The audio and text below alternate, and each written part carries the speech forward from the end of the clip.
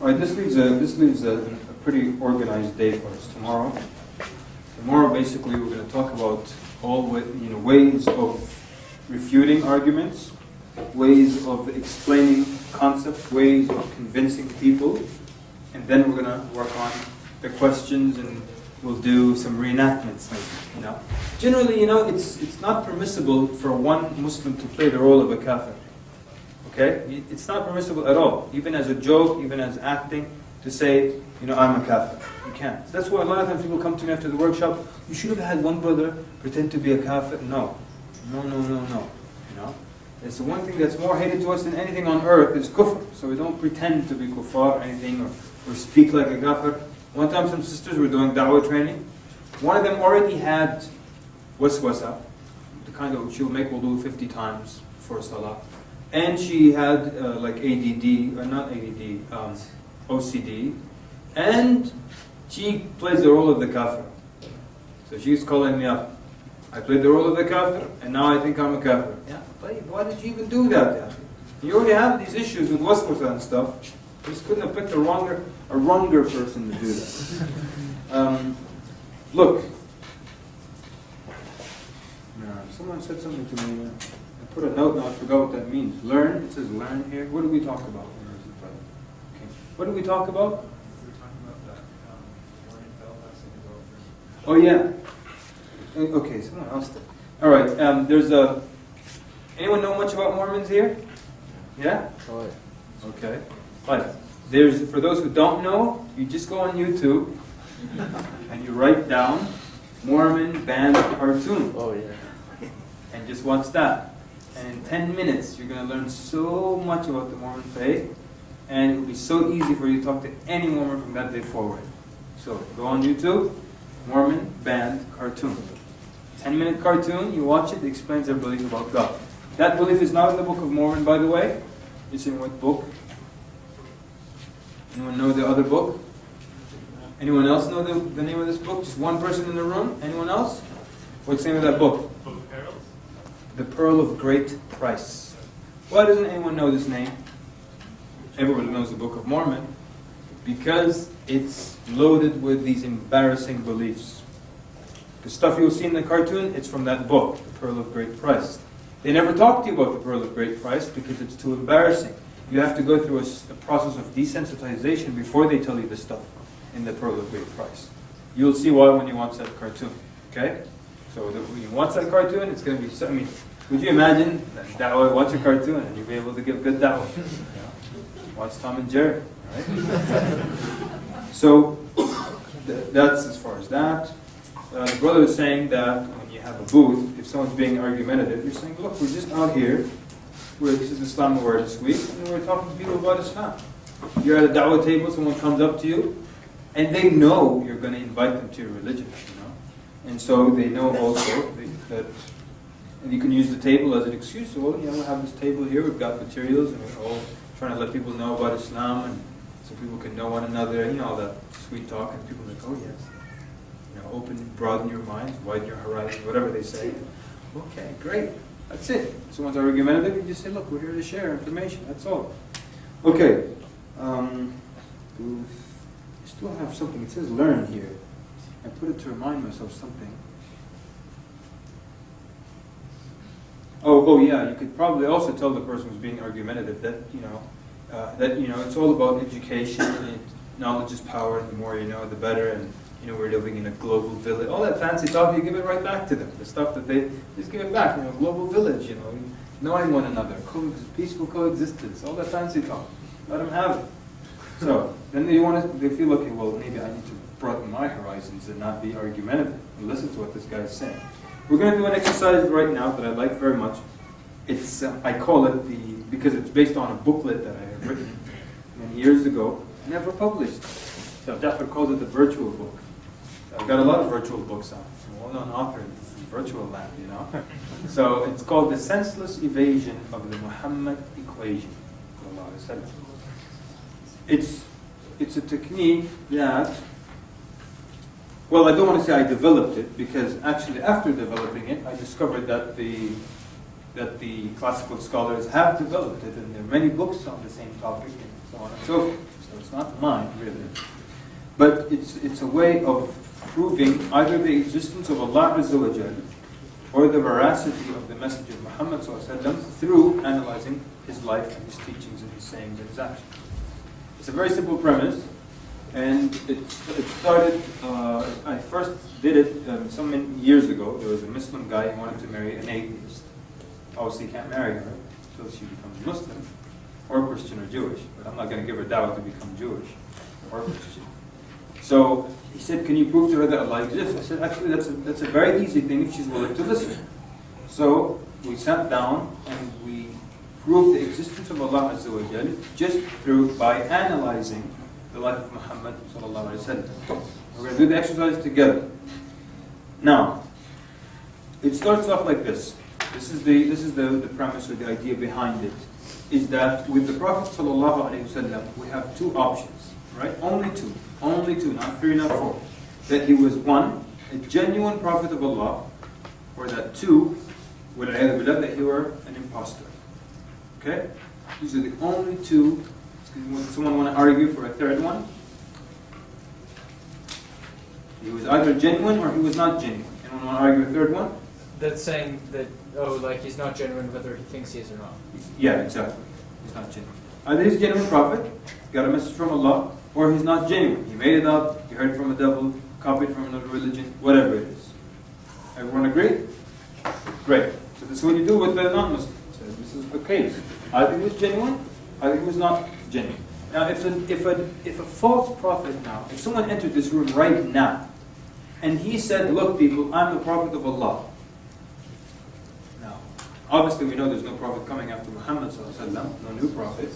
So if someone walked in this room, put that aside. Could you ask them questions to find out if they were genuine or not? Yes or no? Yes. Yes. Now, would it take you a long time to discover if they were genuine or not? Yeah? Long time? No. Very short period of time, right? Give me examples of a question you might ask this person. Yes, sir? How do you know you're a prophet? Okay, how do you know you're a prophet? There's no wrong answer. Whatever question you would like to ask. Yes, sir? How did you receive the message? How did you receive the message? What are you looking for here? I'm looking for you received from angel to realize that. Exactly. That's a good question. You see how it's a good question? Who brought you the message? What's the name of the angel who brought you the message? You might say, well, it was like Iblis or something like that. Yeah, you're right. Huh? What if he tells you, Israel or Israel or something? What do you tell him? No.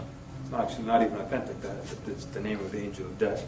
But on top of that, the one that usually visits prophets is Jibreel alayhi salam. So if they give you any name but Jibreel, you have a problem. What else? What other question could you ask? Yes, sir. Perform a miracle. Can you perform a miracle, please? One time we met a guy. He said, "I'm divine." We said, "Fly." He got upset. and Said, "Why is it every time I tell people I'm God, they tell me to fly?" Because you should fly. What do you expect? You're God. You should fly.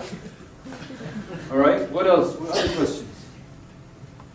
Don't tell me this guy will walk in this room and stump us. Yes, sir? Do you know when is the day of judgment? Are you sure? Yes. Because a genuine prophet wouldn't know it either. Oh, so you're saying what if he said yes, it's on April this? Okay. Smart man. Jazakallah khair. Yes, sir? Can you ask him to resurrect someone? Okay. Some miracle, yes. We're done with miracles, yes. Well, because you're a prophet, I think you should live wealthy, so I'm going to raise millions of dollars for you so you can have a big mansion. And if he agrees to that, then he's not a prophet. Okay. And if he doesn't agree, he's probably a genuine prophet, yes?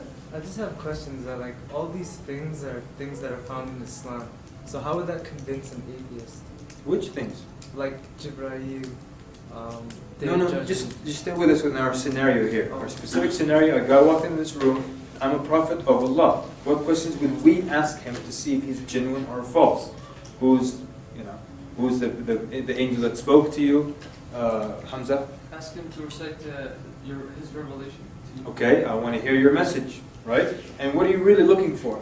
Something that agrees with the past. Good. So what if I tell him, what's your number one message? He says, my number one message is that blank, blank, blank, and it's something besides Tawheed. you know for a fact he's not a prophet. Why? All the prophets, the number one message was Tawheed. Every single one of them. Yes, sir. What's your book? What's your book? Okay, he tells you it's called the kiwi. So kiwi. Let's try. Huh? Let's try. So you won't be convinced because of the name of the book? No. The Furqan is the name of this book. It's called the Furqan. Okay, it's a name. Yes, sir? If you look at physical signs like the mark between the shoulders. Well, the marks, because we were aware that Prophet would look like that. So, what if he tells you I'm one of those prophets with no marks? What question would you ask to find if this person was genuine or false? Yes, sir? Ask him what's your bloody name. He tells you, Bukhukhki. So? Huh? Lay, because you don't like the name? Bukhukhki, it's a nice name. Bukhukhki. Has a nice root to it. Yes, sister? Values, beliefs, and principles. Okay, good. What else? By the way, there is no wrong question. Your name is probably a good question too. Yeah? Maybe asking him about specific events in Christianity or Islam or so. If he's in line with them, it's probably a good thing. If he's not, probably a bad thing. What do you think of the other prophets? I'm the only real one. Okay. You can probably X them off. Okay, last ones. Yes? Who's God? Is that me or is that somewhere else? How? How is touching? Very sensitive. Put it up higher. There was too much reverb when I put it up. Hey, what? Who's God? Okay. Does he believe that Muhammad ﷺ was the last messenger of Allah? Okay. I just go back. Okay, as Rasul said, like all of the prophets has been shepherds, something like that. Uh-huh. So we're just gonna find like I like that. what's You ask your him. experience about like, it's like what's your experience? What's your with job? shepherds? Like what's the job? I'm a stockbroker. Another thing is the second thing is Rasul said all the prophets have warned their people about the Dajjal, right? Mhm. So do you But he know said, I anything just about- started, man. Give me a minute. I'll tell you about him tomorrow. I just started. But you're right. Excellent. The brother's using hadith, signs of prophets. And what about his lineage? You know, are you from the lineage of Ibrahim alayhi salam? You know? So great. Excellent. That means then we can ask certain questions and find out if someone is a genuine prophet or not. Can we do that about a prophet in the past if we have a lot of information about them? Yes. So we said with the Prophet ﷺ we have two options. Either he was a genuine prophet or he were, billah, an impostor. Using what we know of his sayings and teachings and so on, we can definitely come to a conclusion if he was genuine or not genuine. And you can do this. That's the exercise that you actually do. You only need a pen, a piece of blank paper, and the kafir.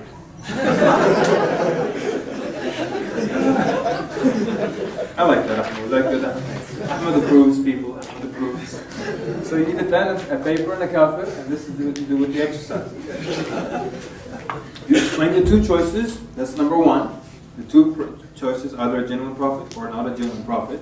Then, number two, we describe the environment in which the Prophet ﷺ showed up in. You know, pre-Islamic Arabia. The customs, the wars, the fighting, the things, the tribalism, how they held certain things very dear. They would fight over the most ridiculous thing. 30 years of war over the most ridiculous thing. So now, in this environment, and I hope you're taking notes because this is exactly how you do this exercise. In this environment, this is what you're telling the non-Muslim, a person is going to pretend to be a prophet. In this environment, people fight wars over the most ridiculous thing. He is going to challenge their gods, their idols, their status in Arabia. He has to have a motive. He knows they're probably going to assassinate him, go to war against him, hate him, try to kill him, all these things. He must have a strong motive. So what could his motive be? And here is when you start writing. So, number one. Someone give us a motive. Yes, sir. Money. So everybody write down money. This times couldn't get any worse. So I'm not going to write down, you write down. Money, okay? Someone else. Yes, sir. Power and women. Power and Women. so there are two. So power, three, women. Thank you for saying women now, because you usually have to pull it out of people. So money, power, women. What else? Yes, sir. Wealth. Money. What else? Status. Status. Okay, so power slash status. Money slash wealth.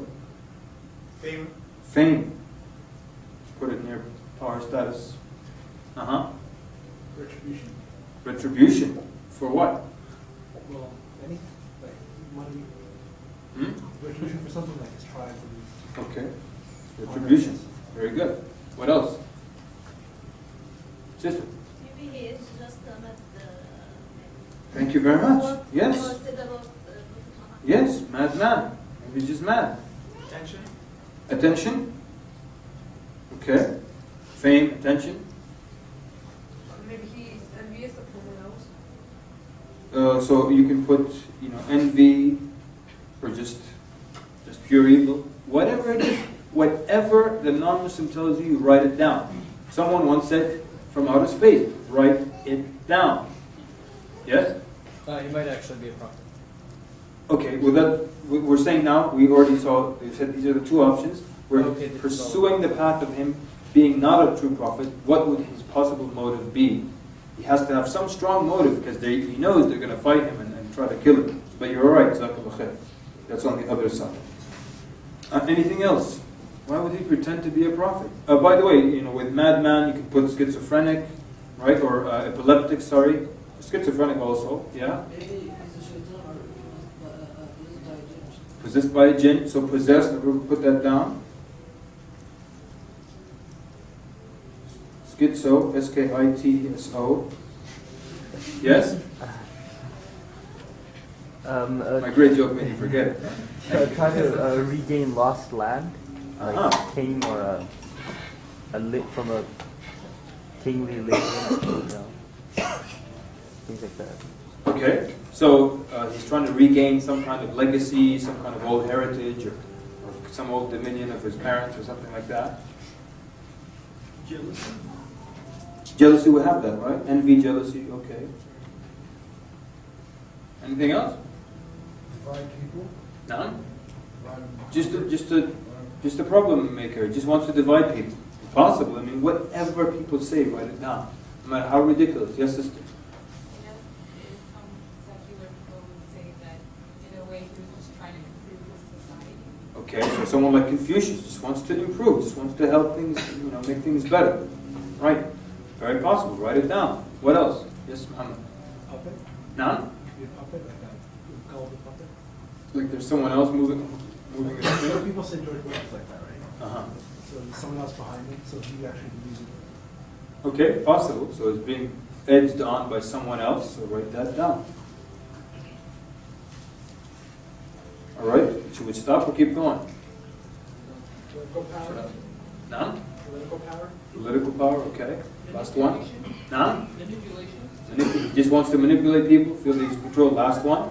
Desire to cause corruption in the land. Okay, so he's like the people that run Masajid now in America. I mean, kidding. All right. I think I had too much tea in the morning. Yeah. Was that decaf? No, that's extra caffeine. Okay.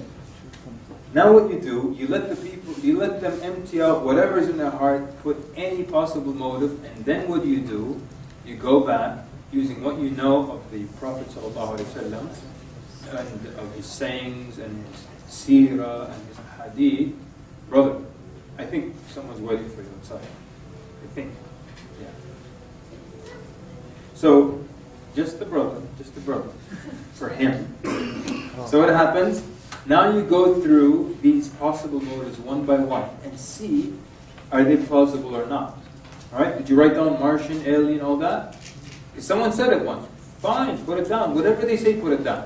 Okay, so then let's start with the easy ones. So he pretended to be a prophet in Arabia because he wanted money. Now you start to refute it, that why it couldn't have been because of money, that he pretended to be a prophet. Such as, yes? Of course, like he was not like a huge wealthy person. that he has, that there's no proof from Sirah that he has used to money behind wealth or something. If that was the case, then he could do that with all the wealth has been given to him for zakat and then for the funds for Muslims and things like that. You're 100% right. Give me specific examples. This incident, that incident. Yeah.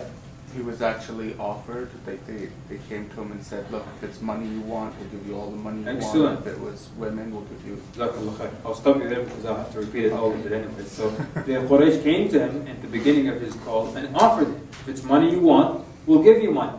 If it's women, we'll marry you to the best looking woman. If you want leadership, we'll let you become a leader. And the Prophet ﷺ refused. Something else, very good, Ziyad. Something else specific. Shiraz? For madmen possessed by a jinn. No, sorry, Habibi. We're just on money now. We're taking one at a time. But you're ahead of us, that's good. Ahmad? He died only with 7 dirhams. So when he died, there were like 7 dirhams left. And that's not an indication of someone who wanted money. Something else specific like that, yes? His room, Aisha's room, was like a... Look at the size of Aisha's room. 7 heads. Naam? 7 heads. Yeah, so it's 7 arms length and palm stalks and mud walls, branches to cover and a blanket to stop the rain from coming in, broken pot, a pillow filled with palm fiber, 1 blanket, that's the bed. And where's the wealth? Specific example. Let's do Taysir. You can tell him like a story of one of Shahada when he was caught by a Roman general. First the general offered him, I'll marry my daughter and give you half my wealth. And then he said no. He said, then I'll kill you like I do this man. And he actually fried a person in boiling oil, and he still said no. Right? And then he was about to throw him in, and like he refused all that wealth. So like from his teachings is that okay. This was what he established with. Okay, that's good. So if his followers were refusing wealth, it's possible that he was also not one after wealth. Yes. Sayyidina Umar ibn Khattab, one time he came to the house of Prophet and when he opened the door, he saw there was nothing there of nothing substance. there except fiber mats. So Good. then he started to cry and said that the king of Persia. I'm sorry, I'm cutting you off because when we get to the point, because I want to finish the exercise before the end of the day. So very good, excellent. Yes, sir. It's also about when the Rasul married Khadija, he could have taken all the wealth and used it for luxury and stuff like that. Okay. Which he did not do. Right. The brother is saying when the Prophet married Khadija radiallahu anha, he could have used the wealth for luxury. Just on that point itself, a little before that, he was already wealthy before he became a prophet. True or false? Yeah. Very wealthy. He became poor after becoming a prophet. That really goes against the plan, right? What else? People may say that, what if the story you are telling me is not correct? How I know that the story, even if it's written in an Islamic book or so, is correct? It's having on self. Okay, I got you.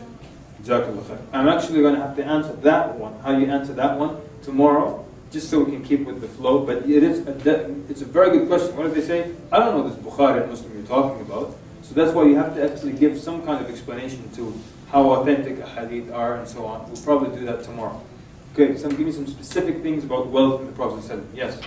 Okay, if he was going for money, as Islam grew, his money would increase. Okay, but as great. he said, that he was rich initially, and his money went down. So good. Obviously, Shiraz. I believe there's near the end of his life, he mortgaged his armor, got some food for his family. But at that time, he was the head of a state. Right. Which basically encompassed almost all of Arabia. Very strong point, Ibrahim. Well, there's a hadith, I don't know if this is authentic or not, where he said that if I had a mountain of gold, I would not keep it with me for 3 days or more. I would give it away. Give it away. Like, give me examples of actual times when he gave away. All right, sorry, everybody. So, Hunayn, the Prophet would give, tens of thousands of camels and goats and herds to people after battles. Dinar, 70,000, give it out. 10,000, give it out to the poor. Darahim, he would just keep giving and giving and giving while he lived in a state of poverty. Even the problem that happened with his wives, was related to them asking for a higher stipend or a higher salary. And he still refused, to the point where it caused him problems. And imagine now someone gives you $70,000 cash, and you distribute all of it and you go home and tell your wife, you gave us me 70,000 and I distribute the whole thing. And then she gets upset with you. Why don't you bring us some? Look at the condition that we're living in. So, that, how about when Urwa ibn Zubair asked Aisha, when she told him that for 2 months there would be no fire lit in the house of the Prophet ﷺ. He asked her, how did you survive? She said, al-aswadan, dates and water. So all these things, you keep listing them and you see that he wasn't, you can easily cross out money, that he wasn't after money. One more thing. Every one of these motives, think of it as it relates to the Quran. Okay, we're talking about an imposter who obviously would have to write his own Quran. How would money be reflected in the Quran? Someone tell us. He's an imposter, that's his motive, and he wrote the Quran. Yes? Give me more money. That's what it would say. Bring some money to their Prophet. Make sure the Prophet's taken care of. Bring your wealth to the Prophet. Right. What about the 1/5, the spoils of war? It's not saying to give it to Allah and His Messenger. So it's not a sign that he wanted money. Huh? But is it a sign? No, because what happens to that 1/5 of the spoils of war? They give it to the poor. It's not for the Prophet ﷺ personally. So you understand how, then now everybody can X out money. You can prove to them it wasn't about money. Alright? Next, which one should we do? So money, wealth is out. We've got power, status, fame. How can we prove it wasn't about any of these? Give me specific incidents. Ahmed. Quraysh said that we'll worship your God for 1 year. And that means... So during that year, he could have been, the all-powerful, right? In the area. Yes, sir? When he said, if they put the sun on my right hand and the moon on my left hand, I wouldn't give up this message. Okay. Jazakallah khair. Okay. Yes, sir? When you came in, you would go... Can sisters hear, by the way? Sorry. Can sisters hear me? No? I apologize. Okay? If you would go into a room where the Prophet and Sahaba were sitting in a halqa, you wouldn't know which one the Prophet Wow. is. Jazakallah khair. Give me a second, Shiraz. Excellent point. Let's just think about that point a little bit. So, the Bedouin Arab comes, and he can't tell which one, he comes to the masjid of the Prophet ﷺ, he can't tell which one is the leader. So he has to ask, Ayyukum Muhammad. Can you believe that? Can you walk into any room now or in any religion and not know who the big shot is? Have you ever heard of someone walking to the king's court and talking to the jester, your highness? And it's so clear who the king is, who the big shot is, from the way they sit, from the way they dress. Buildings now, when you walk in, the architecture of the room tells you who's the big shot. All the chairs facing that one. If you go to a meeting room, can you tell where the CEO sits? Or the chairman of the board? Yeah, because he's the one who has the chair with the arms, armrests on it, It's at the head of the table. So you can tell easily. You go into any religious establishment, there's a guy at the door, he's got a hat like this. You go further inside, there's got a hat like this. Further inside, the guy's got this huge hat, he's breaking his neck. That's the guy who's in charge. The biggest cloak, the longest scepter, whatever it is. But the Prophet said, it couldn't have been that he was after power, fame, fortune, or something like that. Because he would sit like the companions, dressed like the companions, and it's so clear then. Jazakumullah khair. Yes? Oh, it's like whenever the Rasul initiated a project, he used to take part in the project as physically, as the digging of the trench, right, building the masjid. Excellent. So he used to separate himself from anything else. So the brother's saying, Prophet would physically take part in digging the trench, building the masjid. He did all this work. Yes? Regarding power, the fact that he used Shura himself as a companion. Excellent. Jazakallah khair for being so insightful. Never heard that one before. He used Shura. Power and fame, political power, control, and he uses Shura, consultation. Excellent. Shiraz will get to you now. Fadal. His successors, they lived frugally as well. They didn't, from the Khalif to the generals. Excellent. They didn't do anything, even though they conquered empires. So you use Abu Bakr and Umar. Even they lived this type of life, and of course Uthman and Ali radiallahu anhu as well, and even actually Muawiyah in the more authentic narrations. So excellent. Yes. About power and status and fame. In the battles, he fought like any other warrior. Okay. It wasn't him like in the back and sending men off to fight. Sending people off. He's Excellent. bodyguard, like Okay. for like. Excellent. Jazakallah khair. So you get the idea now. We'll take the last one. Muhammad, you had your hand up for a while. During the Treaty of Hudaybiyah, Mhm. the guy said we don't want the messenger of Allah on the contract, and he actually with his own hand Erased it. erased it. So that's something. Excellent. Did you hear that, sisters? The Treaty of Hudaybiyah said we don't want Muhammad Rasulullah, and he erased it with his own hand. Okay, great. طيب. How Ahmed, on time are we doing? Half an hour? Yeah. Huh? You can give me exact, yeah, it's not an issue. Try to end on time. All right, let's do the next one. Women. You ready, Muhammad? Go ahead. I didn't mean that in a bad way. I don't know why you're laughing. Go ahead.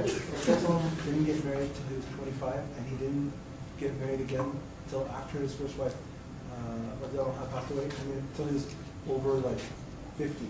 Great, but don't skip any point. You skip some important points there. So the accusation is that you're saying he pretended to be a prophet because he wanted women. That's his whole motive to pretend to be a prophet. He wanted women. So Muhammad is saying Prophet didn't get married until he was 25. That's the first thing. All right. Second thing, there's one more, which is what? He limited. Hmm? He limited the number of wives. Okay, but there's one more. Let's stay with Khadija radiallahu anha. Yes. She was 15 years older than She was 15 years older, right? She was 40. No womanizer does that. A womanizer always goes younger, right? So then, first he was 25. Second thing, she was 40. Let's stay with Khadija, people. We're staying with Khadija, radiallahu anha. In the culture of Arabia at this time, man can marry as many women as he wishes. Okay. But Rasulullah sallallahu طيب. stay only with Khadija Jazakallah khair. for 10 years or so. Okay, so the sister is staying with Khadija. She's saying that the Prophet remained with Khadija radiallahu anha only for a while. That's another point. Stay with Khadija, please. Yes? Khadija anha was the one who actually sent the proposal for wedding to Rasulullah. Uh-huh. Excellent point. That's not the way the womanizer works. She proposed to him, staying with Khadija. She was widowed twice. Ah, Jazakallah khair. Was that what everybody else was going to say? She was widowed twice. Excellent. Yes? Shut up. He worked under her. He wasn't her boss. She was his boss, and he didn't like steal her wealth or abuse her wealth. Okay. Link that to him not being a womanizer. If he was a womanizer, he would just use her. Okay. Jazakallah khair. Very good. Right. You see how this is just now, Khadija radiallahu anha already made like 5 points just from this wedding. You want to go to the next step? Next wedding? Or next, yeah. Two. Who was it to, first of all? So, Yes. First, he only married, after Khadija, he married the wives that their husbands were killed. Okay, that's true. That's very true. I just want to go in order just so it's easy for us. So he married Sauda bint Zam'a radiallahu anha. How old was she? 60. Narrations go anywhere from 50 to 65 years old. Right? That's one. She was older. Two, she was also widowed. Right? She was married to, if I'm not mistaken, Sukran ibn Amr, I think. Right? Right? Not Sahih. Then what else about Sauda radiallahu anha? Okay. She was also the only one of the wives of the Prophet that was not known or celebrated for her exquisite beauty. Okay? She's of all the wives, she's the only one not known to be extremely beautiful. The rest were all known to be extremely beautiful people. You go now on the internet, you find Muslims who have written books saying they were all not known for beauty, they were all unattractive. What's the matter? And there's not a brother in the room who thinks he wants a beautiful wife. But you want your Prophet to have all 11 women who are not attractive. That's not true. But they're just trying to move it away from having any kind of beauty or sexual connotation. So they say the mothers of the believers were unattractive. We don't bend the truth to suit some kuffar who run after beautiful women all their life. And what are we ashamed of? So we don't say things like that ever. So as some of the people were saying, yes, all of them were, except for Aisha, all of them were widowed or divorced, or some of them were married for social reasons, some for humane reasons, like Sauda bint Zam'a. It is said she had no place to stay. The Prophet married her, brought her into his home. Some of them had a da'wah benefit, like the marriage of the Prophet to the daughter of Abu Sufyan. Her name was Habiba. Which other ones that was related to marrying the daughter of a leader of a tribe for da'wah purposes? Juwayriyah bint al-Harith, Safiya bint Huyay ibn Akhtab. Very good, excellent. Now the weddings that showed the status of the father of Aisha, when he married Aisha, it also showed the position of Abu Bakr. When he married Hafsa radiallahu anha, showed the position of Umar. Yeah. I just wanted to interject that all the refutations have Muslim connotation, like they're from the Muslim. Right, because obviously that's where the majority of the information is. So Right. we're saying, look at the information available. We're using that to analyze. Now we need to reassure them that this information is very authentic. Because of time, we're doing that tomorrow. So first, we're proving to them, look, this is where we get our info from. All right, you can trust it, and now we use it to say, look, could he have been a genuine prophet or not? Where was I? Yeah, which wedding had to do with ahkam and religious revelation? Yeah, to Zaynab bint to Jahsh radiallahu anha. Right, great. So now we're starting to see, when you look at it, you don't see this trend of someone who's a womanizer. You see someone exactly the contrary of that. Yeah? Anything else you want to add to the marriages of the Prophet ﷺ? That he wasn't about women? Link it now to the teachings, to the Quran, just like we did with money. Yes? Two of the marriages were orders from Allah subhanahu wa ta'ala. Okay, which two? Aisha radiallahu anha And Zainab. Zainab is actually the easier one, right? So Aisha and Zainab. Yes? If he was just using them for sexual reasons, why are they called the mother of the believers? Okay. And why are they just... who said the Prophet put a limit? The Quran put a limit. It says, that la yuhillu laka nisa, that it's not permissible for you to marry after this. Why put an end to it? And why 11? If you're making up the deen, and you're a womanizer, and that's why you made up the deen, the sky's the limit. Right? What about the teachings, the Quran? And the pastor, of course, would write it, and their motive would be reflected. You have to write that down. The motive would be reflected in his teachings, because he made it up. Muhammad. Quran. The environment he was in before Quran revealed was actually much easier to do any type of womanizing. So. Right. So why make a religion that restricts it and then... But what about the message? What would his message say if he wrote the Quran with that motive in mind? Yes, sister?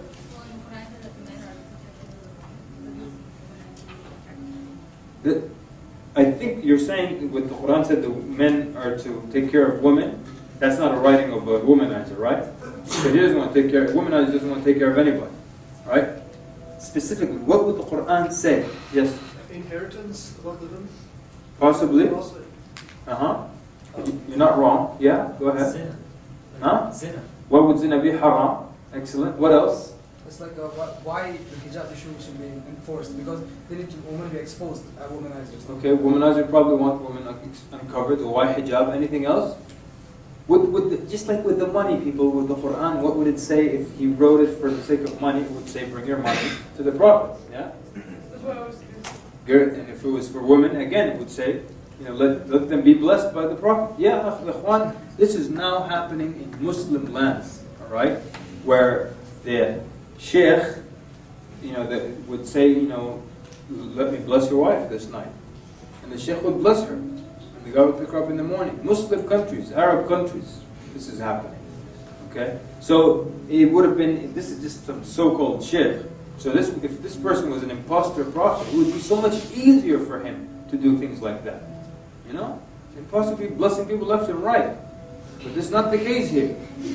But so we can easily now cross out women. Like what else?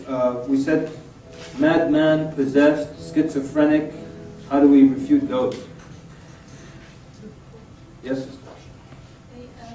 According to even kuffar, they said we didn't know him ever as a madman, and this is not a speech of even a madman. So even them, they use this accusation of him to be a madman. Right, excellent. So what you're going to do, you're going to use the same arguments in the Quran. Or you're going to say, look, if he were a madman or a schizophrenic, because one time this person was telling me that, have you ever thought, what if he was an epileptic? When he went into epileptic seizures, he heard voices, and when he revived, he said, well, this is the Quran. He heard these voices, and that's what he came up with, how he came up with this religion. So, I mean, in his mind, it's a possibility. I have to refute it. So I told him, listen, since the time before the Prophet ﷺ and after his time until today, how many epileptics have lived and died? He said, maybe tens of thousands, maybe hundreds of thousands. I said, okay. Of all these thousands upon thousands of epileptics, and all of them having their seizures, not one ever again in the history of mankind, when they got into the seizures, heard a voice and came up with this phenomenal system of government, how to deal with your wife, and how to run the state, and how to deal with one another, and akhlaq, and how to be merciful with animals, and all of this from an epileptic seizure. And no other epileptic ever has come up with something great. They all get the seizures. No one of them heard anything else. And he said, yeah, you're right. So you can argue with that and cross that. Madman, okay, madman. Have you read the Quran? You're telling me a madman wrote that? Look at it. So you can argue each one with the message of the Quran, with the content. Yes, sir. I've heard of the idea of a mental disorder specific for prophets. Mm-hmm. So prophets only, since they all have the same message, it's not because they hear it from Allah, but because they all have the same mental disorder. Mm-hmm. But at the same time, this mental disorder brings out this good message? It's the same message anyway. Oh, I see. And so this is just the culmination of yet another message. This was the same person who made this argument?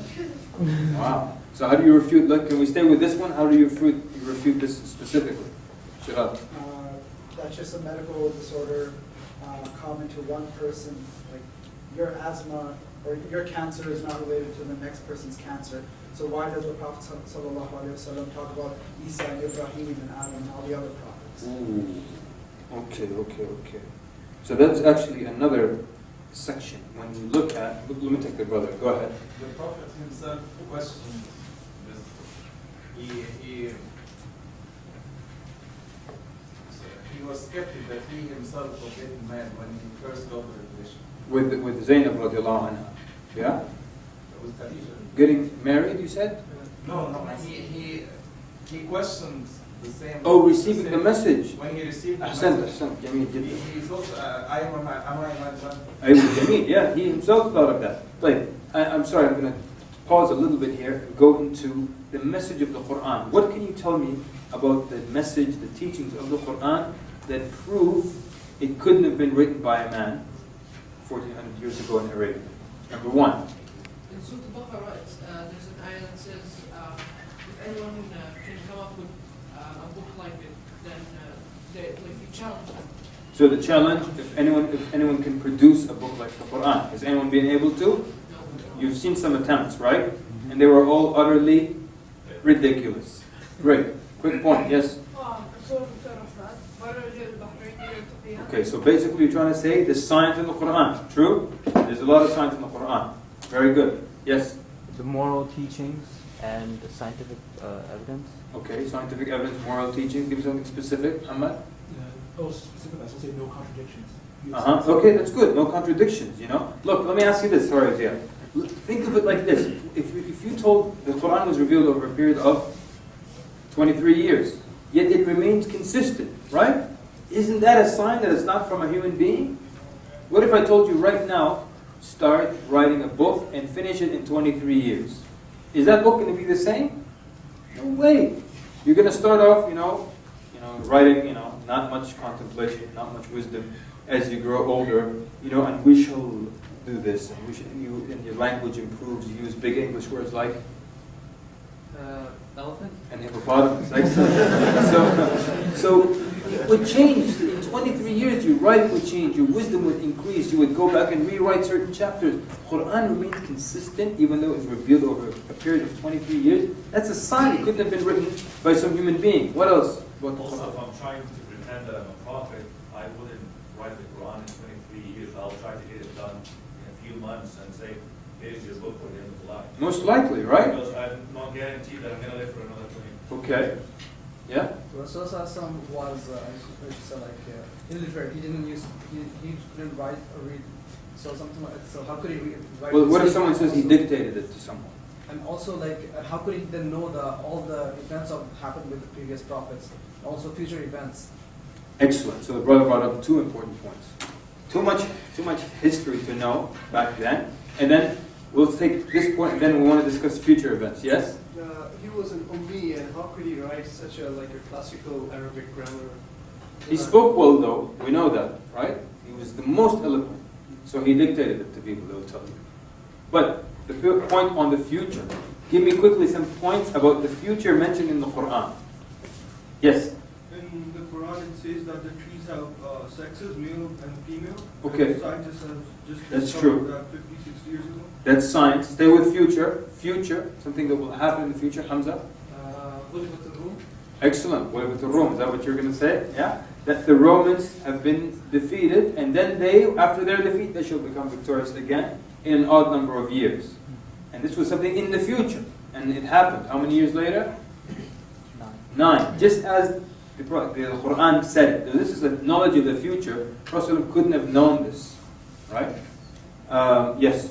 Something in the future. Pharaoh's body. Sorry? How Pharaoh's body was, it said it was going to be found many generations. How Pharaoh's body would have been found later on, would be found, mentioned in the Quran, it was found later on. How time would speed up? In the Quran?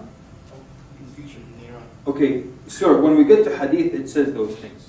Stick with the Quran. But you're right, though. You are right. Yes? The earth rotates. Okay, look, science, future. Things about things in the future. Muhammad. Abu Lahab would be in hellfire while he's alive. Abu Lahab would be in the hellfire, right? That was what? It's a Meccan surah. But Abu Lahab died after the hijrah to Medina. So how did Prophet know that he was going to die as a kafir? That knowledge of the future. Only Allah could have known that. And Abu Lahab, to disprove that, he would just say, Ashhadu an la ilaha illallah. He would disprove the Quran. But it never happened. It's knowledge of the future. So that's it. She had In the Quran, it was mentioned? sorry, the split of the moon. The splitting, oh, Because okay. they didn't know about it until the people came from that, and they asked them, did they see the moon that was split? Okay, that's a very powerful miracle. It's also, and actually there's a point coming with that. Very good. But we're just very busy. Look, I'll come back to the moon. Yes, future? Victory of the Muslimin, and that was proven by the Badr.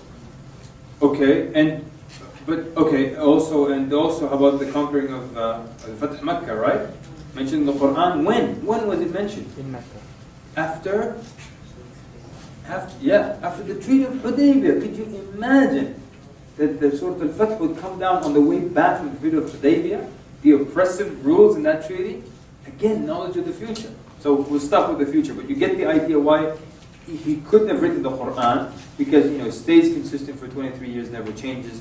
The linguistic style of the Quran, the grammatical style, the challenge for anyone to write a book like it, and still until today it hasn't happened. Knowledge of the future in the Quran, science in the Quran. How about when the Quran mentions reproaches the Prophet ﷺ, or mentions a flaw or a fault of the Prophet ﷺ? Would an imposter write about himself like that? Do you think? Like Abasa wa Tawalla? He wouldn't write like that. He would write about himself as number one. Would he say verses like, that Muhammad is not but a human being? He would probably elevate himself, What else? Are we on faults or reproach? Also يسألونك عن الساعة أيان مرسلها فيما أنت من ذكراها ويسألونك عن الروح قل الروح من أمر ربي. All the questions, sorry to cut you off again, but all the questions, they ask you about the day of judgment. You don't know the answer to it. Why would an imposter say that? He could make up some future day 300 years from now. He'll die, they'll die, nobody will fault him for it. Also, how about the fact that the names of Isa and Musa are mentioned in the Quran more than the name of Muhammad, time. How about that fact? You think of that? The name Muhammad, how many times does it appear in the Quran? 4 times. How many times the name of Isa appeared in the Quran? 23. And Musa alayhi salam? 139. 28 chapters. 139? Like, an imposter he wants to pump himself up, bring himself up to a high level, and he writes more, or not more, but he mentions other names of prophets more than himself. Does that fit the mold of an imposter? So the more you examine it with your non-Muslim friend, he starts to see that, you know what? This book doesn't look like an imposter wrote it. It doesn't add up. Why is he talking about other people? And I want to mention when the moon split, by the way. Why didn't the Quraysh, for example, look, the Prophet ﷺ, during Eid Salah, he would recite Surah Al-Qamar. Eid Salah, people come to pray Eid with the Prophet from all areas. All tribes, new Muslims, old Muslims, they all come to pray Eid with the Prophet ﷺ. He recites Al-Fatiha, then he recites Surah Al-Qamar. What's the wisdom behind reciting Surah Al-Qamar? Go ahead. What year did this happen? I don't. Okay, why? The end of the lunar calendar. No. Why did you recite Surah Al-Qamar in Eid? Talks about the tribes of old. Almost. To remind people of the Day of Judgment. Possibly. Anything else? Why Al-Qamar specifically? You could have recited Surah Al-Qiyamah. Okay, let me ask you this. The Quraysh, did they ever, what was their problem with the Prophet ﷺ? Worship one God. That he made the aliha one ilah. That was a big issue for them, right? Maybe he found some other issues here and there. Why didn't they ever, and they would have taken any opportunity to attack the Prophet ﷺ if they saw any flaw, true or false? He's their number one enemy. Any opportunity to attack him, they would have. Why didn't they ever once say, pedophile, for example? Why didn't they ever say that? Because it wasn't a crime in their time. That's tomorrow's argument. But also, why didn't they oppose the Surah Al-Fil? أَلَمْ تَرَ كَيْفَ فَعَلَ رَبُّكَ بِأَصْحَابِ الْفِيلِ? Why didn't they oppose to the... Why didn't they say, what is this? Why not? They all happened in their time? Because they knew what happened. No one objected to it.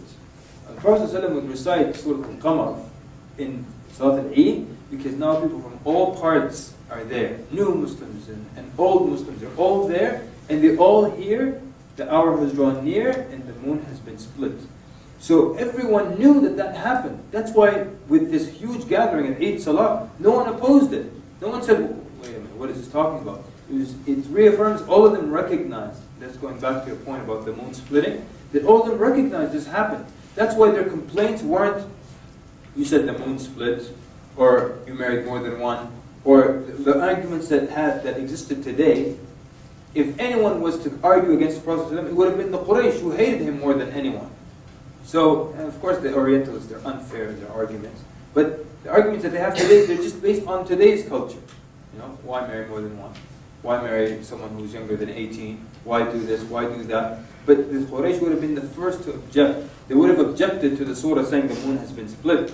But they didn't, because they knew it was a reality.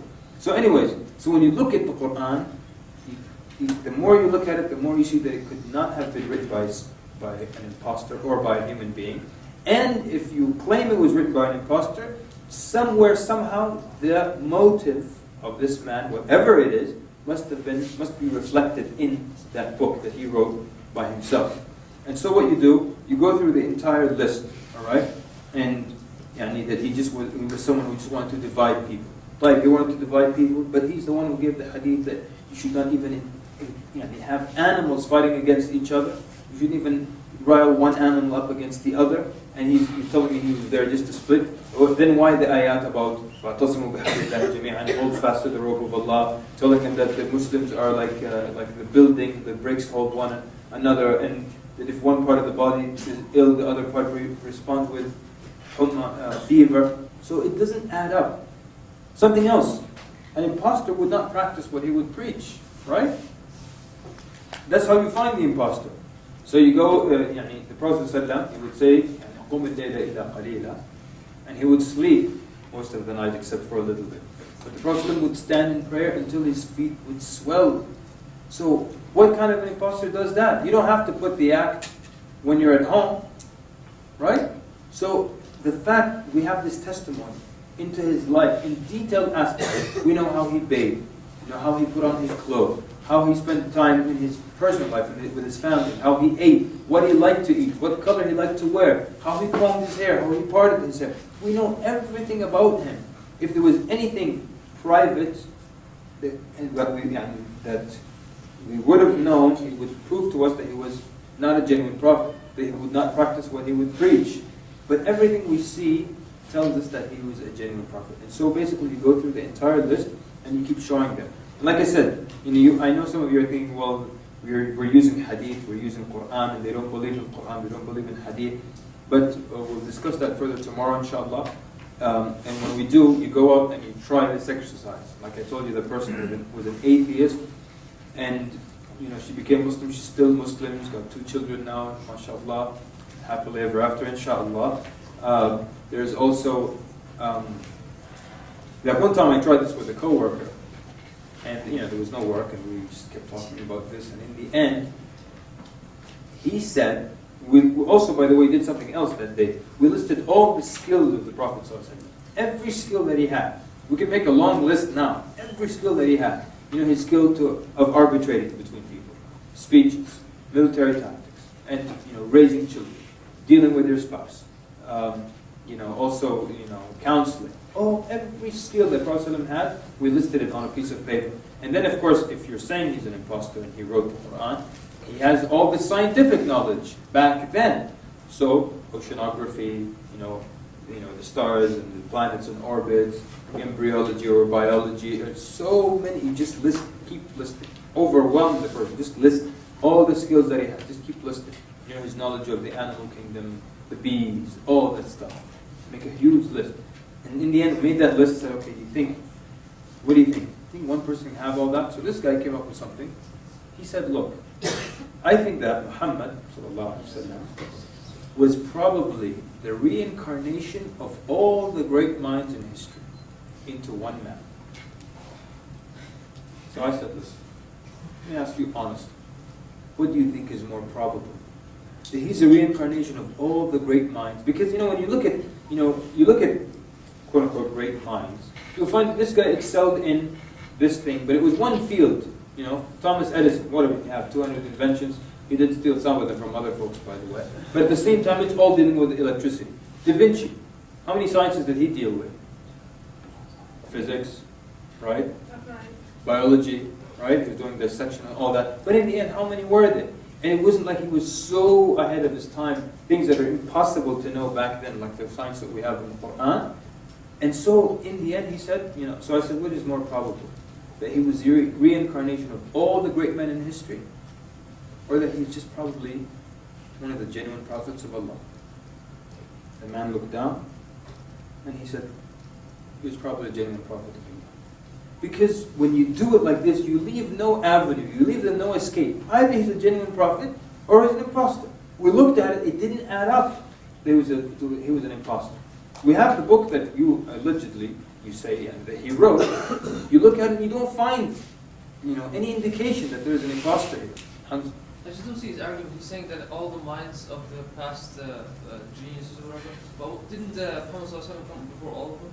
Well, he's trying to make. He's just trying to get out. When you're trying to get out, you hold on to anything. So I know it doesn't add up. But I didn't even want to go there. I just said, look, what do you think? Because also part of the argument of reincarnation is that it just keeps going. So whether it started here or goes there, it's just going to keep going. So, but you're right. But the point is, what is more probable? He said it's probably a genuine prophet of Allah. So try it, have fun with it, and this is the plan when we come back tomorrow. We're going to discuss first of all a little bit how do you convince them about the Quran and the Hadith of the Prophet that they're authentic, that you can rely on them. Then we're going to probably take one or two of the most difficult questions and discuss them. Then we're going to go through the different ways of refuting arguments and convincing people. And then we're going to spend the rest of the day answering those questions. And maybe some of you will come up here, and then we'll go back and forth. And show us your skill, inshallah, right? And in that way, you'll be somewhat prepared, inshallah, for what lays ahead of Islamic Awareness Week and other weeks. So anyways, again, I would like to really thank you. I had a lot of fun today. It was great. And, excuse me for my jokes if they were too good. And sallallahu alayhi wa sallam. Any announcements? Assalamu alaikum wa rahmatullahi wa barakatuh. Okay, Jazakallah khair everyone for coming.